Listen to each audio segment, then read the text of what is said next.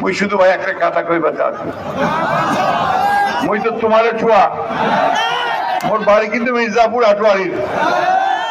আমার ইচ্ছে আপনাদের এখানে অনেক বড় বড় নেতা জন্ম নিয়েছে।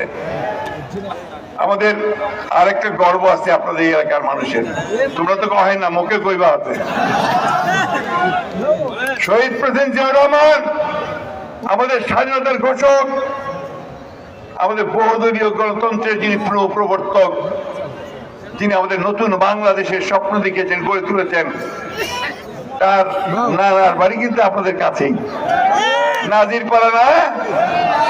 আর ম্যাডাম যিনি গণতন্ত্রের অতন্ত্র প্রহরে, তারও নানার বাড়ি কিন্তু আপনাদের চন্দন বাড়ি, ঠিক কিনা বলেন? তোমরা তো কহেন না ভাই, মুখে কইবা আছে। আমি আপনাদেরকে বলি, আপনাদের এই অঞ্চল, আপনার অঞ্চলের মানুষ বরাবরই লড়াকু সংগ্রাম করেছে, সংগ্রাম করে তারা টিকে থাকে।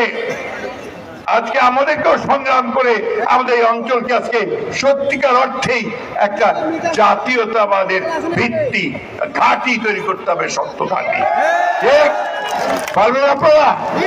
এই ফরাদ হোসেন আজাদের নেতৃত্বে সে গড়ে তুলতে পারবেন ইনশাআল্লাহ।